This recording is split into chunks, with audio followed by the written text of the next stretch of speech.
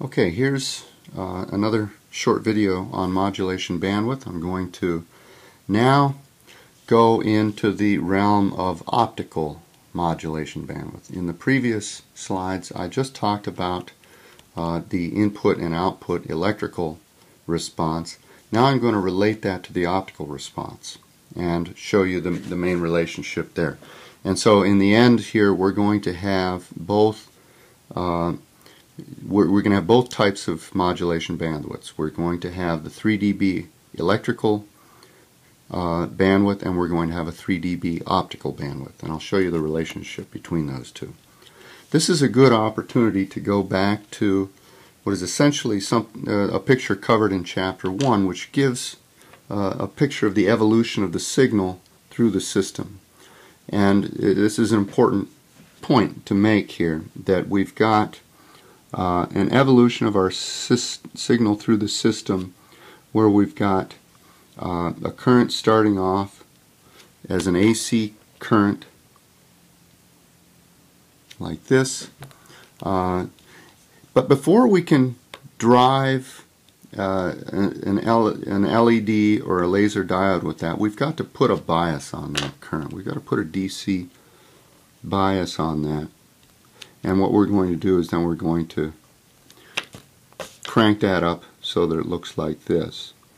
And the reason we have to do that is based on the linear response of a laser diode or an LED, and the fact that reversing the drive current isn't going to give us the output we want. So what we'll do then is we'll drive the laser diode with this positive current, and what we're going to get is we're going to get an optical power that looks like this in time. So we don't have any negative optical power. We can't have that. Optical power is always positive. So this is what it's going to look like. At the output,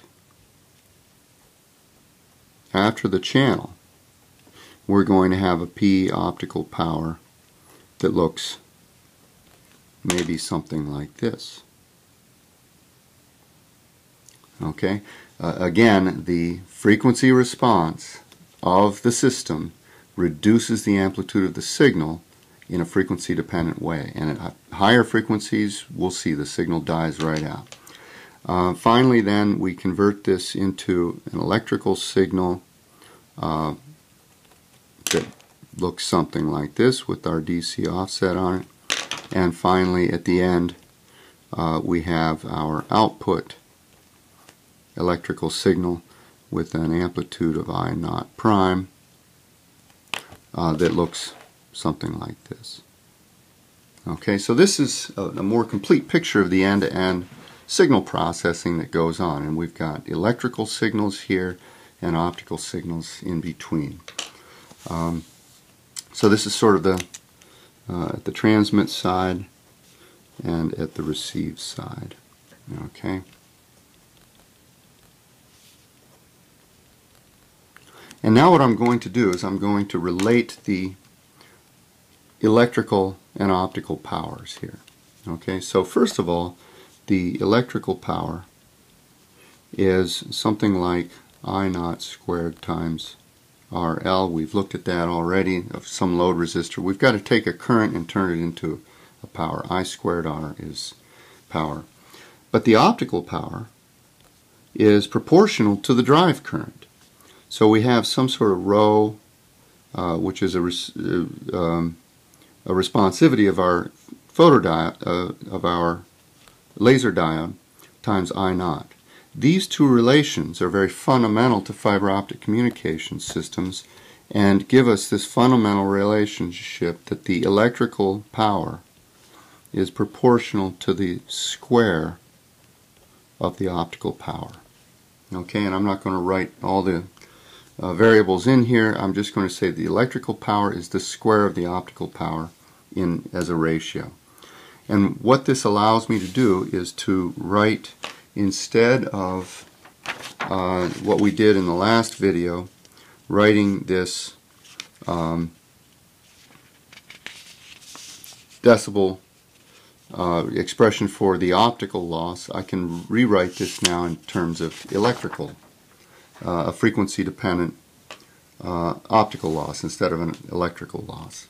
And so what I'm going to do is I'm going to write that the electrical loss in dB, which we just looked at in the previous video, is minus 10 log 10 of P, the electrical power ratio, P prime over P in the electrical domain.